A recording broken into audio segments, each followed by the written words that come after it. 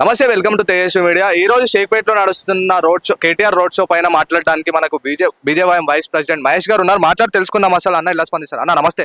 నమస్తే అన్న. నమస్తే. బాగున్నా అన్న, మేమంతా బిజీలు ఉన్నాము ఎలక్షన్ క్యాంపెయినింగ్ లా. షేక్పేట నుంచి కేటీఆర్ రోడ్ షో చేయడం జరిగింది. చాలా ఉన్నాయి, బోడబండ ఉంది, రహమత్ నగర్ ఉంది, యూసుఫ్ కూడా చెక్ పోస్ట్ ఉంది. అవన్నీ వదిలేసి ఓన్లీ షేక్పేటలో చేయడానికి కారణం ఏమనుకుంటున్నారు? అయితే ఈ ఎలక్షన్ కంప్లీట్ గా ప్రజా సమస్యల ఆధారంగా, లేకపోతే ఈ అసెంబ్లీ నియోజకవర్గంలో జరిగినటువంటి అభివృద్ధి జరగలేదు, ఇక్కడ ప్రజల యొక్క జీవిత పరిమాణాలు పెరగాలి, వాళ్ళ యొక్క స్థితిలో అయితే ఉన్నాయో మారాలి అనే ఒక ఎజెండాగా జరగాలి. కానీ ఎలక్షన్ మొత్తం ఒక పోలరైజేషన్ ఎజెండాగా మారుతుంది. వీళ్ళు నోరు తెరిస్తే బీజేపీనో నరేంద్ర మోడీనో మిగతా వాళ్ళందరూ కూడా వీళ్ళు మతం కోసం పనిచేస్తారు ఇట్లా అని చెప్తారు. కానీ ఈరోజు మతం పేరు మీద, కులం పేరు మీద నీచమైన రాజకీయాలు చేస్తున్న పార్టీలు టీఆర్ఎస్, కాంగ్రెస్. ఒకడేమో మైనారిటీ ఓట్ల కోసం, వాళ్ళ సంతుష్టీకరణ కోసం మంత్రి పదవి ఇస్తాడు ఎలక్షన్ కోడ్ను మొత్తం ఉల్లంఘించి.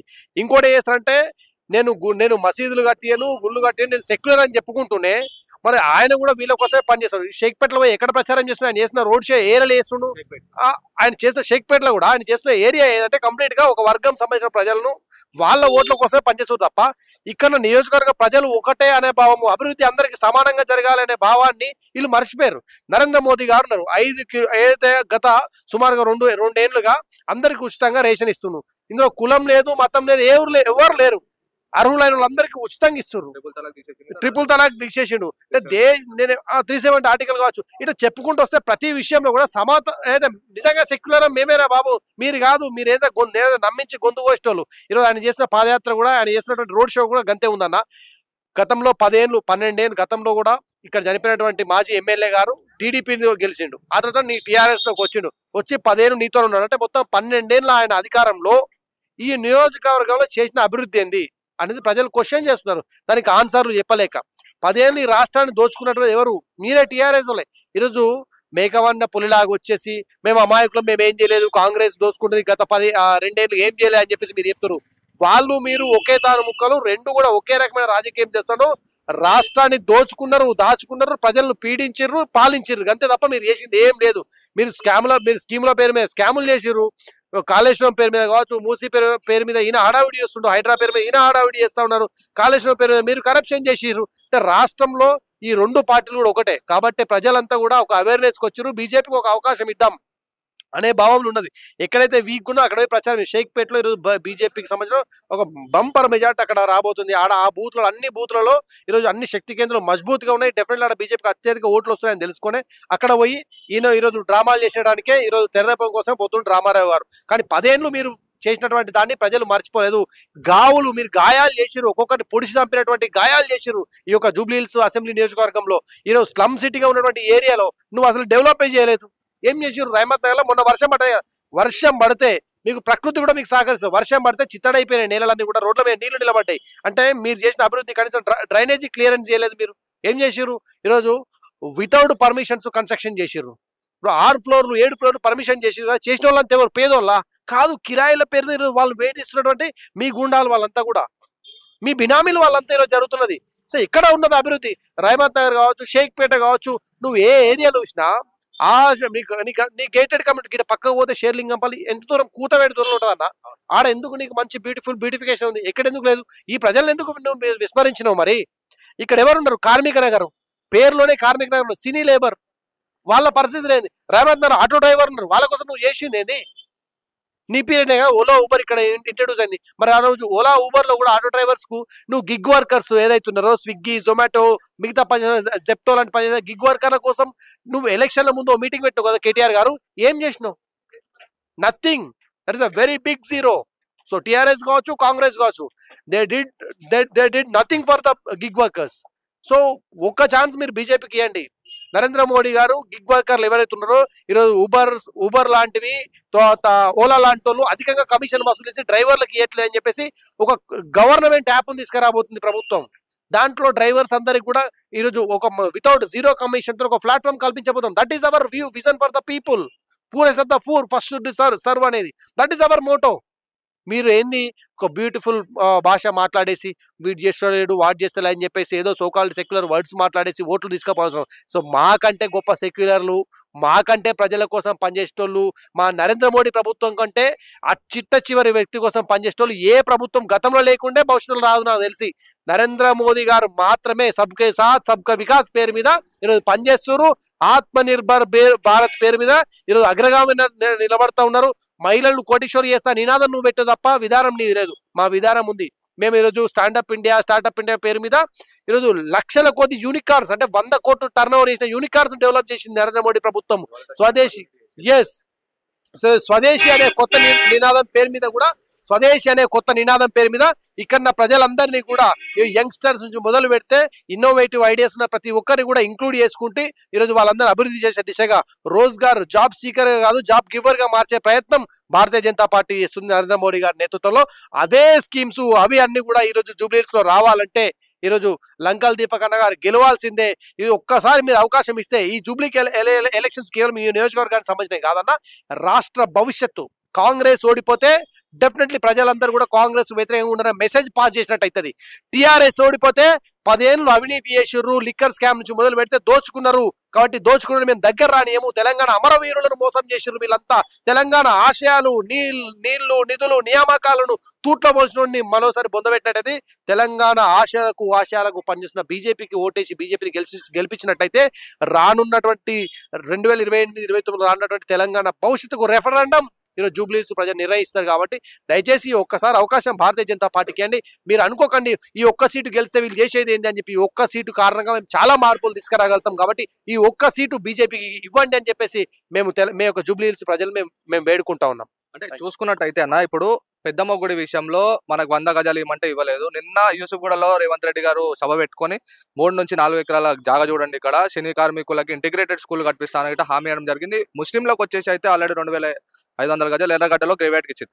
అంటే హిందూ గుడిలు అన్నప్పటికీ వీళ్ళు ఎందుకు ఎన్నికలకి పోతున్నారు అనుకుంటున్నారు?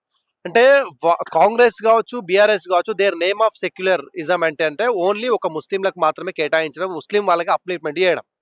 దీంట్లో సిక్కులు కావచ్చు, క్రిస్టియన్స్ కావచ్చు, హిందూస్ కావచ్చు, మిగతా ఉన్నటువంటి సింధ్ కావచ్చు, మిగతా మైనారిటీస్ గురించి పట్టించుకోవడం ఉండదు వాళ్ళకి. ఎందుకంటే they are not united voters. So united voters కోసం మాత్రమే వాళ్ళు పనిచేస్తారని. ఈరోజు హిందూ ఆలయాల పైన ఈ రాష్ట్రంలో నెలకో దాడి జరిగింది. వాళ్ళు ఎవరంటే దాడి ఇచ్చిన వాళ్ళతో పిచ్చోళ్ళు అంటారు. అంటే ఈ పిచ్చోళ్ళందరూ కేవలం హిందూ గుళ్ళే కనబడతాయి. ఇక్కడ కూడా జూబ్లీహిల్స్ నియోజకవర్గం కూడా కదా ఎమ్మెల్యే కాలనీలో. అంటే హిందువులకు కష్టం వచ్చినా, హిందూ దేవాలయాలకు కష్టం వచ్చినా నిలబడేది మేమే. భారతీయ జనతా పార్టీ కార్యకర్తలు, ఆర్ఎస్ఎస్, విశ్వ హిందూ పరిషత్, బజరంగ్ దళ్, ఏబీవీపీ, బీజేపీఎం కార్యకర్తలు నిలబడతారు. హిందువులకు ధనం వస్తే చెప్తారు కదా. వీళ్ళు ఏంటంటే కేవలం ఎలక్షన్స్ వచ్చినప్పుడు మాత్రమే దేవుని దండం పెట్టుకుని వస్తారు తప్ప దేవుని గుడికి కావచ్చు, దేవుని భూములకు కావచ్చు, హిందూ సమాజానికి కావచ్చు ఏదైనా అన్యాయం జరిగినప్పుడు ప్రతిఘటించాల్సిన బాధ్యతను మర్చిపోతారు వాళ్ళు. పైనుంచి వీటి మీద ఎవరైనా మాట్లాడితే వీళ్ళు మతం కోసం పనిచేసేటోళ్ళు కమ్యూనల్స్ చేస్తారు అని చెప్పేసి ఒక ఫేక్ కామెంట్స్ పాస్ చేసే ఒక దౌర్భాగ్య పరిస్థితి ఉంది. కాబట్టి వీళ్ళందరికీ ఒక చెంప దెబ్బలాగా పోవాలంటే డెఫినెట్లీ బీజేపీని గెలిపించాలని మేము కోరుకుంటున్నాం. ఇప్పుడు వాళ్ళు ఏమంటారు అంటే జూబ్లీహిల్స్ పెద్దమ్మ గుడి కాడ గవర్నమెంట్ పరంగా వాళ్ళు చేస్తున్న డెవలప్మెంట్ ఏమైనా ఉందా? పైగా అక్కడి నుంచి వచ్చే డబ్బులు ఉంటే ఎండోమెంట్ పేరు పట్టుకుపోయడానికి చూస్తున్నారు తప్ప వీళ్ళు చేస్తున్న జీరో, నథింగ్. టీఆర్ఎస్ కూడా ఏం చేయలేదు, నథింగ్. అంటే మన 3000 కోట్లు వచ్చినాయి అన్న ఆదాయము మన దాంట్లో లిక్కర్ ఏదైతే టెండర్ వేసారో దాంట్లో 3000 వచ్చినాయి. నిరుద్యోగులకి జాబులు లేవు. గ్రూప్ 1 వాళ్ళు చేస్తున్నారు. ఫీజు రీఎంబర్స్మెంట్ లో చూసుకుంటే ఇప్పటి వరకు 800 కోట్లు బకాయి ఉంది. ఇప్పటి వరకు ఏమి ఇవ్వట్లేదు వాళ్ళు. అంటే 3000 కోట్లు 200 కోట్లు రిలీజ్ చేస్తే వాళ్ళు ఫీజు రీఎంబర్స్మెంట్ రావడం. ఆల్రెడీ ఏబీవీపీ వాళ్ళైతే ధర్నాలు చేస్తున్నారు ప్రతి కాలేజ్లో, మాకు ఫీజు రీఎంబర్స్మెంట్ వస్తలేదు అని చెప్పి. నిజాం కాలేజ్లో చూసుకోవచ్చు, మనం గవర్నమెంట్ కాలేజ్లో. దాని మీద ఎలా చూస్తారా? అయితే రాష్ట్ర వ్యాప్తంగా గతంలో టీఆర్ఎస్ సర్కార్ అప్పుడు 5200 కోట్లు, ఈయన వచ్చిన తర్వాత మరొక 800 కోట్లు, మొత్తం కలుపుకొని ఈరోజు సుమారుగా ఒక 10,000 కోట్ల దాకా అన్ని కలుపుకొని ఒక 10,000 కోట్ల ఎడ్యుకేషన్ సంబంధించి బడ్జెట్ బాకీ ఉంది. సో ఈ రియంబర్స్మెంట్ ఇయని కారణంగా దీంట్లో 2 రకాలు కొంచెం ఎలాబరేట్ చేశారు చెప్తా అన్న. కళాశాల యాజమాన్యాలు కాంగ్రెస్ పార్టీ అధికారం రాగానే రేవంత్ రెడ్డి గారిని కలిసి, అయ్యా ఇంత ఫీజు రియంబర్స్మెంట్ బాకీ ఉంది, దయచేసి నువ్వు ఇస్తే మా కాలేజీలు నడిస్తే మేము శాలరీలు ఇచ్చుకోలేని పరిస్థితులు, క్వాలిటీ ఎడ్యుకేషన్ చేయలేము మేము, కాబట్టి ఇవ్వండి అని అడిగిండు. ఈయన ఏం చేసిండు, నేను అధికారానికి ఇప్పుడే వచ్చినా ఒక 3 నెలలు ఆగండి అన్నాడు. 3 నెలల తర్వాత మళ్ళీ పోయి మేనేజ్మెంట్ పోయి మళ్ళీ అడిగారు మాకు ఫీజు రియంబర్స్మెంట్ కావాలి. ఇక్కడ స్కిల్ ఇన్స్టిట్యూట్ ఓపెన్ చేస్తున్నారు, మీరు అందరు రండి అని పిలిచి గుర్తు వచ్చింది. నవంబర్ 3 నుంచి అన్ని కాలేజీలు బంద్ ఉన్నాయి. కరెక్ట్, అక్కడికి పిలుచుకొని ఆ మీటింగ్ పిలిచి ఒక్కొక్కరి లాగులు తొండలు ఎక్కిస్తా, మీరంతా అసలు గంజాయి అమ్మటోడు ఎవడో ఇంజనీరింగ్ కాలేజ్ స్టూడెంట్ ఎవడో తెలవకుండా అయిపోయింది, కాలేజీలను అన్ని కూడా కోళ్ళ ఫారం లాగా పెట్టి నడిపిస్తుండ్రు కాలేజీలు, కాబట్టి నేను వీళ్ళందరి మీద యాక్షన్ తీసుకుంటా అని చెప్పి బెదిరించిండు. అందరి మేనేజ్మెంట్ పిలిపించి ఆడ బెదిరించి పంపించిండు. On the record, it's not off the record, it's on the record. Skill institute opening రోజు అన్ని మేనేజ్మెంట్ కాళ్ళు బిత్తరపోయినాయి. అరే ఏంది ఈయన మమ్మల్ని పిలిచి ఇట్లా మమ్మల్ని లావులలో తొందరెక్కిస్తాను, మేము ఇన్స్టిట్యూట్ నడుపుతున్నాం, మేమేమైనా ఈయన లెక్క రియల్ ఎస్టేట్ దందాలు నడుపుతున్నావా, మాఫియా నడుపుతున్నావా, కబ్జాలు చేస్తున్నావా, అరే విద్యార్థులు చదువు చెప్తున్నాం, తెలంగాణ ఐటీ హబ్గా మారుస్తూ ఉన్నాం మేము అని చెప్పేసి వాళ్ళు చెప్తే ఈయన ఇట్లాంటి ఇచ్చిన ధమ్కీలు. ఆ తర్వాత వాళ్ళు ఇక ఇన్లేక ఏం చేసినట్టే మొన్న పోయి మొత్తం నవంబర్లో మొత్తం ఏం చేసిరన్నా మనం సెప్టెంబర్ నుంచి వాళ్ళు బంద్ పెట్టారు, కాలేజీలు బంద్ పెట్టారు, దసరా హాలిడేస్ ముందు నుంచి బంద్ పెట్టేశారు. అయినా 200 కోట్లు ఇస్తున్నాడు. అయినా అదే 6 చర్చలు పెట్టారు, బట్టి విక్రమార్క గారు ఇంకొకరు చర్చలు పెట్టారు, మేము ఇయ్యము డబ్బులు లేవని చెప్పేసి ఆయన ఇస్తా అని చెప్పి ఆశ చూపి ఇవ్వకుండా పెట్టేశారు. ఇప్పుడు విద్యార్థులంతా కథం దొక్కి రోడ్డు మీదకి వచ్చారు, ఏబీవీపీ మిగతా విద్యా సంఘాలు రోడ్ల మీదకి వచ్చి పెద్ద ఆందోళన చేస్తున్నాయి. ఎందుకంటే విద్యార్థులకు కోర్స్ అయిపోయిన సర్టిఫికేట్ ఇవ్వకపోతే జాబ్ చేయలేడు, లేదంటే హైయర్ ఎడ్యుకేషన్ పోతే ఈ original certificate higher education admission రాదు, వాళ్ళు అల్టిమేట్ గా ఎవరు కట్టాలి, ఫీస్ పెండింగ్ ఉన్నాయి, స్కాలర్షిప్ వస్తేనే ఇస్తా అంటారు. సో ఇంత పెద్ద దౌర్భాగ్యమైన పరిస్థితి, ఎందుకంటే రాష్ట్రానికి ఎడ్యుకేషన్ మంత్రి లేడు, సమస్య చెప్పుకోండి ఎడ్యుకేషన్ సెక్టర్లో మినిస్టర్ ఉండాలి, లేడు. సో ఎవరికి చెప్పాలి సమస్యను, ముఖ్యమంత్రి చెప్పాలి, ముఖ్యమంత్రి సమయం అయ్యాడు, ముఖ్యమంత్రి దగ్గర అన్అఫిషియల్ షాడో సీఎంస్ ఉంటారు, వేం నరేందర్ రెడ్డి కావచ్చు, రోహిత్ కావచ్చు, తర్వాత ఫహీం ఖురేషి అంటే అన్అఫిషియల్ సీఎంస్ ఉంటారు. రాజ్యాంగబద్ధంగా ఎన్నికైన దగ్గర పోయి సమస్య చెప్పన్నా, రాజ్యాంగాన్ని విరుద్ధంగా పనిచేస్తున్న దగ్గర పోయి చెప్పాలా సమస్యను అనేది ఒక big question mark in Telangana. ఏ మినిస్టర్కు నీ కోఆపరేషన్ లేదంటున్నావు కదా, మరి నీ దగ్గర తిరిగేటానికే మినిస్ట్రీ, అజరుద్దీన్కి ఎందుకు ఇస్తున్నావు, ఫహీం ఖురేషికే మినిస్ట్రీ, వేం నరేందర్ రెడ్డికే ఈ మినిస్ట్రీ, రోహిత్కే ఈ మినిస్ట్రీ, ఎవరికి ఇస్తావు మరి, మీ తమ్మునికి మీ అన్నకు మీ వాళ్ళకి ఇచ్చుకో మరి మినిస్ట్రీలు, నువ్వు పెట్టుకున్న ఆ ఎడ్యుకేషన్ మినిస్టర్ నువ్వు ఎవరికన్నాయి, ఆయన దగ్గర పోయి చెప్పుకుంటాం కదా. అరే మినిస్టర్ లేరు, హోమ్ మినిస్టర్ లేరు, ఎడ్యుకేషన్ మినిస్టర్ లేరు, ఏం నడుస్తుంది రాష్ట్రంలో. సో విద్యారంగం అట్లా చిందావంతమైంది. ఈరోజు రియంబర్స్మెంట్లు పోయినాయి, నిరుద్యోగులకు ఉద్యోగ క్యాలెండర్ అన్నావు, ఏ ఒక్క ఉద్యోగాలు ఫిలప్ చేయలే, నువ్వు చేసిన 11,000 ఉద్యోగాలు చేసి నేను 70,000 ఉద్యోగాలు చేసిన అని చెప్తున్నావు, 2 లక్షల కోట్ల పెట్టుబడి తెచ్చినా అని చెప్పినావు, నీ 2 లక్షల కోట్ల కారణంగా ఎంతమంది కొత్త ఉద్యోగాలు జనరేట్ అయ్యాయి, zero, it's a very big zero. And ఉద్యోగ నోటిఫికేషన్ జాబ్ క్యాలెండర్ గంగలమైంది.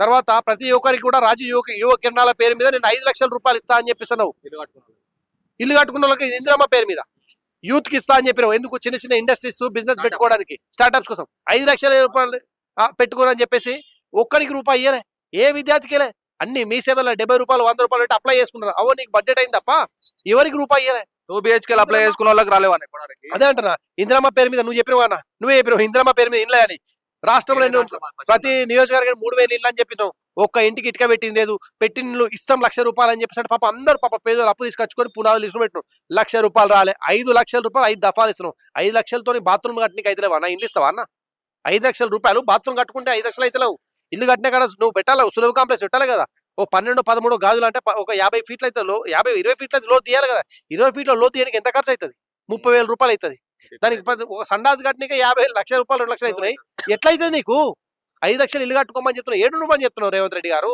ఎవరు చేద్దామన్నా, ఇప్పుడు హిందువులు నిజంగా మారి బీజేపీకి ఓటేస్తారని మీరు అనుకుంటున్నారా ఇప్పుడన్నా? డెఫినెట్లీ అన్న, మేమేమంటారంటే మేము కేవలం హిందువులే కాదు, హిందువులు డెఫినెట్లీ బీజేపీకి 100% ఇవ్వాల్సింది, ఇక వాళ్ళకంతా నేను ఏమంటే ఇంత ఆత్మగౌరవం లేకుండా ఆత్మగౌరవం లేకుండా మనం బతకద్దు హిందువులారా.